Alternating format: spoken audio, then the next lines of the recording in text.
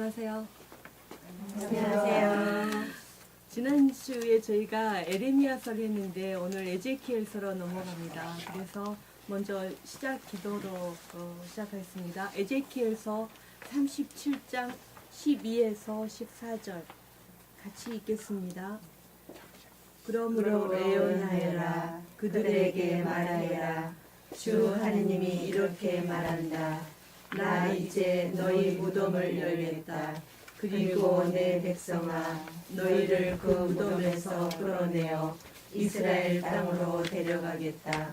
내 백성아, 내가 이렇게 너희 무덤을 열고 그 무덤에서 너희를 끌어올리면 그제야 너희는 내가 주님임을 알게 될 것이다. 내가 너희 안에 내 영을 넣어주어 너희를 살린 다음 너희 땅으로 데려다 놓겠다. 그제야 너희는 나 주님은 말하고 그대로 실천한다는 사실을 알게 될 것이다. 주님의 말이다. 영광이 성부와 성자와 성령께 처음과 같이 이제와 항상 영원히 아멘. 성부와 성자와 성령의 이름으로 아멘. 자료 나눠드린 거 선임 주셨죠? 네. 우리가 예언서를 지금 계속 공부하고 있는데 아브람 요수아 헷셀이라는 유다의 철학자가 있습니다. 이분이 쓴 예언서라는 책이 있는데 그 책에서 제가 굉장히 감명 깊은 구절을 발견했는데 함께 나누고 싶습니다. 우리가 왜 예언서를 공부하는지 성찰하도록 초대하기 때문입니다.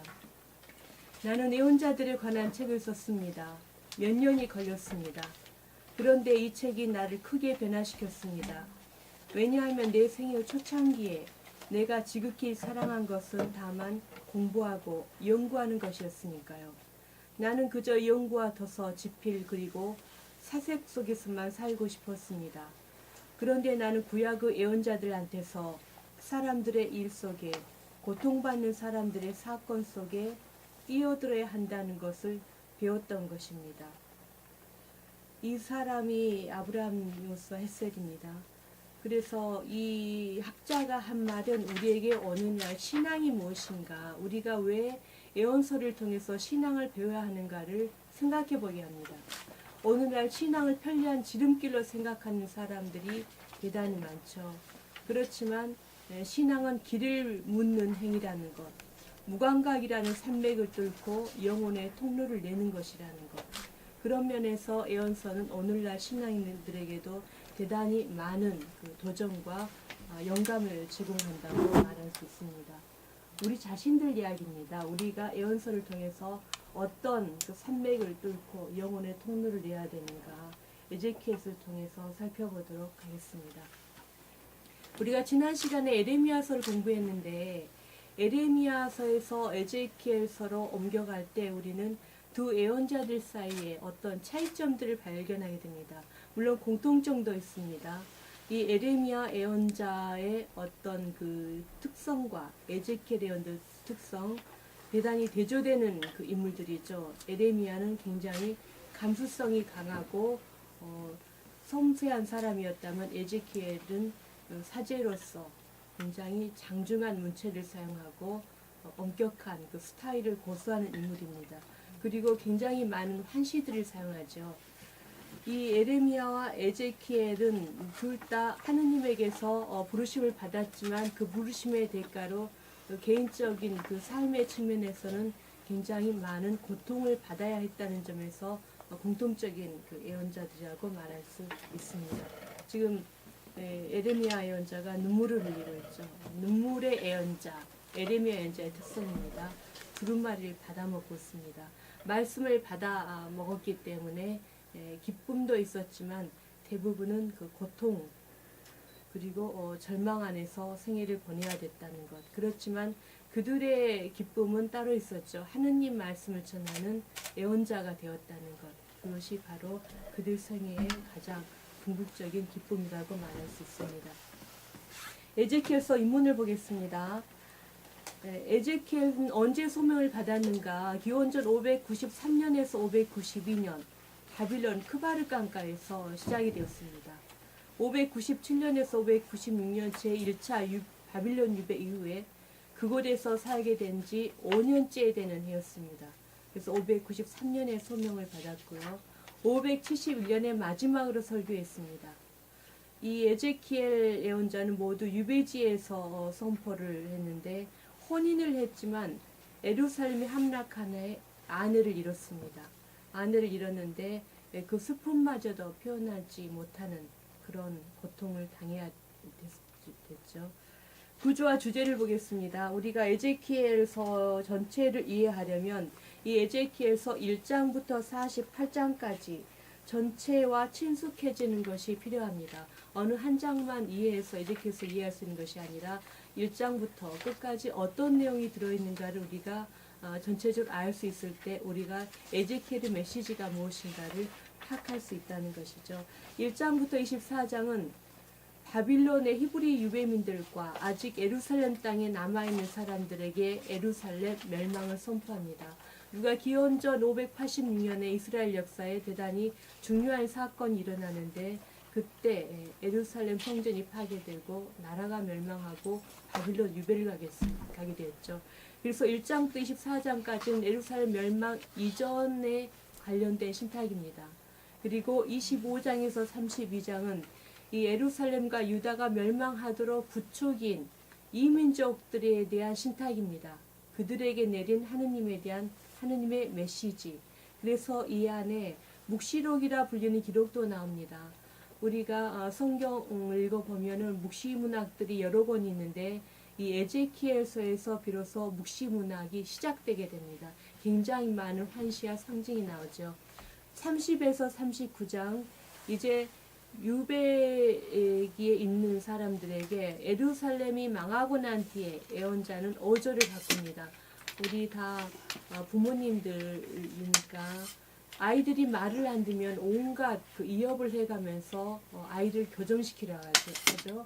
그것이 바로 바빌론 유배 오기 전에 예루살렘을 대상으로 했던 그 에제키엘의 태도라면 이제 나라가 망하고 난 뒤에는 에제키엘은 자상한 어머니처럼 오조를 바꿉니다. 너희가 너희 잘못으로 이런 그 벌을 받게 되었지만 하느님이 버리지 않고 다시 불러 모으셔 새로운 공동체를 만들 것이다. 이것이 바로 30에서 48장까지의 내용입니다. 두 가지로 나눌 수 있습니다. 33절 39장은 에레미야가 말한 새 계약이란 주제를 다시 취해서 발전시킵니다. 40에서 48장은 이제 새로운 공동체의 모습이 어떤 것인가, 주로 예루살렘을 중심으로 신탁을 소개하고 있습니다. 새로 창건된 공동체의 구조를 예루살렘을 통해서 보여주는 것이죠. 이렇게 우리가 에제키엘서 구절을 살펴보았는데 우리가 지금까지 읽어온 그 예언서들 조금 떠올려 본다면 에제키엘서는 대단히 구조가 단순하고 체계적이라는 것을 알 수 있습니다. 복잡하지가 않다는 것이죠. 그래서 이런 그 구조를 통해서 에제키엘은 자신이 말하고자 했던 것, 인간의 허황한 안전과 안보 체제를 여지없이 무너뜨리고 민족이 품어온 인간적 희망에 대해서 좌절감을 느끼는 그 시대에 민족의 가장 혹심한 시련기에 오히려 용기와 희망을 북돋아주는 예언자가 됩니다.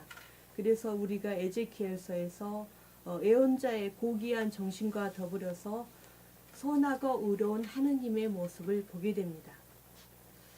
묵시문학의 창시자라고 말씀드렸는데 우리가 예언서를 앞으로 읽어보겠지만 굉장히 많은 그 무언급, 한시, 영상, 다채롭고 현란한 그런 그 상징들이 많이 나오죠. 네 짐승에 대한 것, 또 8장에서 11장까지 성전에서 벌어지는 우상 숭배의 끔찍한 모습들, 그리고 47장 예루살렘 성전의 오른편에서 흘러나오는 그 강물이 세상 안으로 흘러들어가 세상을 살게 한다는 그런 그 메시지. 그래서 이 에제키엘서에서 나오는 많은 상징과 한시들은 그 뒤에 나오는 성서들에도 대단히 많은 영향을 미쳤습니다. 예수님과 바오로도 이 에제키엘서의 메시지를 여러 차례 인용을 했고 우리가 요한묵시로 읽어보면은 마지막에 새 예루살렘 묘사할 때 바로 에제키엘서 47장의 성전의 이미지를 통해서 메시지를 전달하는 것을 볼 수 있습니다. 이제 에제키엘서 본문을 읽겠습니다. 여러분이 성경을 읽으실 때 제일 특히 예언서를 읽을 때 중요한 것은 크게 구조가 어떻게 되어 있는가 그 구조를 잃지 않는 것입니다. 그래서 1장부터 24장은 기원전 587년 이전에 한 신탁이다. 핵심은 회개입니다. 이 회개를 촉구하는 수단으로 여러 가지 이업을 사용합니다. 우리가 에제키엘서를 읽다 보면은 너무나 무서운 이업이 나오니까 그런 이업들만 머리에 남아있기가 쉬운데 왜 이런 이업을 하는가? 회개가 더 궁극적인 목적이라는 것이죠. 기원전 587년 이전에 예루살렘에 대한 이업 그리고 예루살렘이 반드시 파괴되리라는 예고를 하고 있습니다. 그리고 이 서론 부분이 1장에서 3장입니다. 예언자의 소명 환시에 해당하는 부분인데요. 이 안에 4개의 환시가 등장합니다. 주님의 영광을 보여주는 그 4마리의 생물들 1장에 나옵니다. 그리고 예언자의 사명과 관련된 그 유명한 장면이 나오죠. 두루마리를 먹는 장면 그리고 하느님의 환시 에제키엘이 몸을 밧줄로 묶어 벙어리가 되는 것 자신의 그 소명을 보여주는 환시입니다. 그래서 첫 번째 나오는 환시는 주님의 영광을 보여주는 환시입니다. 4마리의 생물 우리가 묵시록 그 4장을 읽어보면은 이 장면에서 요한이 자신의 환시를 가져왔다는 것을 알 수 있습니다. 그림을 보십시오. 주님의 영광이 보이고 그 앞에 4마리의 생물이 있고 궁창이 있고 오자가 있습니다. 이런 영상들은 구약에서 자주 등장하는 하느님의 발현과 관련된 주제들을 많이 소개하고 있습니다. 우리가 구약을 지금까지 읽어왔으니까 하느님이 발현하신 장면들을 조금 떠올려 보시면 도움이 되겠습니다. 폭풍과 불꽃과 광채 속에서 일어난 하느님의 현현을 환상적으로 묘사하고 있죠. 그래서 이 1장의 하느님의 현현 장면을 읽을 때 구체적으로 이 장면 하나하나가 의미하는 것이 무엇인가를 질문하는 것보다 하느님이 이런 모습으로 나타나신다는 것 그것을 염두에 두면 좋겠습니다. 그리고 두 번 이 1장에 나오는 환시 중에 우리가 그 굉장히 낯선 환시를 보게 된 4생물이 나타나죠. 이 4생물은 에제키엘이 살던 당시에 사람들이 가졌던 그 신상의 개념을 그대로 가져온 것입니다. 바빌론에 지금도 남아있는 그 성문이나 왕궁의 문들을 보면 절반은 사람이고 절반은 동물인 형상들이 많이 남아있는데 바로 그런 형상을 가져와서 이 하느님 어자 앞에 있는 그 창조계를 대표하는 존재들로 4생물의 형상을 보여주고 있습니다. 그리고 이제 이어서 2장 1절부터 3장 11절까지 예언자의 사명을 소개합니다. 사람의 아들아 일어서라. 그리고 2장 3절에서 9절 예언자의 사명을 소개하는데 갈등과 그가 받을 반대를 준비하기 위해서 그를 강하게 하신다는 것 그리고 비탄과 탄식과 현숨이 적힌 그 두루마리를 먹으라고 말씀하십니다. 우리가 이사야서와 에레미야서를 읽을 때도 보았는데 그 예언자들 소명 장면보다 더 굉장히 강한 장면을 볼 수 있습니다. 3장 12절에서 15절 이제 하느님이 에제키엘을 들어올려서 다시 바빌론으로 돌아가게 하시는 장면인데 파수꾼의 책임을 에제키엘에게 주죠.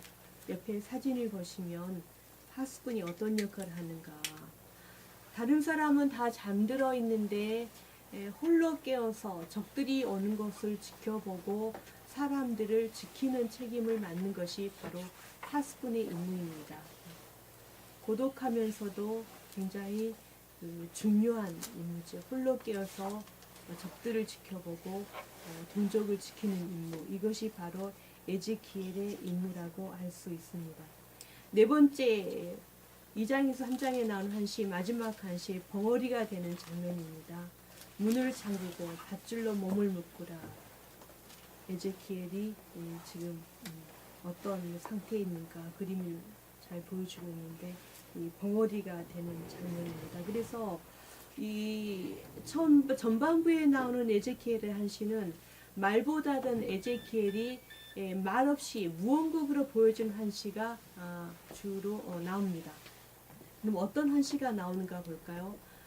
제가 구조를 놓치지 말라고 말씀드렸는데 1장부터 3장까지가 소명을 받는 어떤 준비 장면, 한시를 준비하는 장면이라면 4장부터 7장까지는 이제 임박한 예루살렘 포위와 파멸을 상징하는 그 내용들이 나옵니다. 왜 이런 무서운 예루살렘 포위와 파멸을 상징하는 장면을 소개할까요? 공포를 주기 위해서일까요? 극단적인 행위로 회개할 그 마지막 기회를 암시하는 내용입니다. 이렇게 무서운 장면을 보여주면서 청중에게 회개하도록 초대하고 있습니다. 5가지가 나옵니다. 이 4장부터 7장까지 예루살렘을 포위하는 내용, 그 다음에 유다의 유배를 가리키는 것, 양식 부족을 가리키는 것, 이것들이 다 한시로 무언국으로 소개가 되죠. 또 머리카락과 수염을 깎는 행동, 우상숭배 비판. 좀 그림을 보면 여러분들이 더 잘 이해할 수 있을 것 같습니다. 4장 1에서 3절 예루살렘 성을 어떤 그 작은 모형으로 만들어 놓고 성이 포위되는 장면을 지켜보고 있습니다. 그리고 이제 성이 포위되고 유다는 유배될 것이라는 것, 그리고 어떤 공경을 당할 것인가, 곡식이 부족해서 얼마나 큰 그 어려움을 겪는가, 그 작곡방, 지금 유명한 이야기인데 에제키엘서 2장 4장 9절을 토대로 지금도 에제키엘 작곡방 팔고 있죠. 곡식의 부정을 이렇게 작곡방으로 소개합니다. 요즘 같아서 작곡방은 영양식이죠. 그런데 그 시는 곡식이 부정하니까 여러 가지 음식을 섞어서 먹는 그런 비참한 상황에 처하게 되었다. 이것을 상징으로 보여줍니다. 그다음 5장 네 번째 한시 머리카락 수염을 깐 행동이 나오는데 머리카락을 깎아서 3가지 방법으로 처분하고 조금만 남겨둡니다. 유다의 거주민들의 운명을 상징하는 행위입니다. 그래서 이 모든 그 행동들은 하느님에게 충실하지 않으면서 윤리적인 그 삶을 살지 않으면서 하느님의 도성이 살아있기를 바라는 사람들에 대한 그 비판을 하고 있습니다. 이제 6장부터 7장까지 우상숭배의 비판이 나옵니다. 제단의 우상 숭배자들에 대한 그 벌인데 도성만이 아니라 유다 땅 전체에 해당되는 벌로 소개합니다. 옆에 그림을 보시면 높은 산에 있는 우상을 숭배하는 장소들입니다.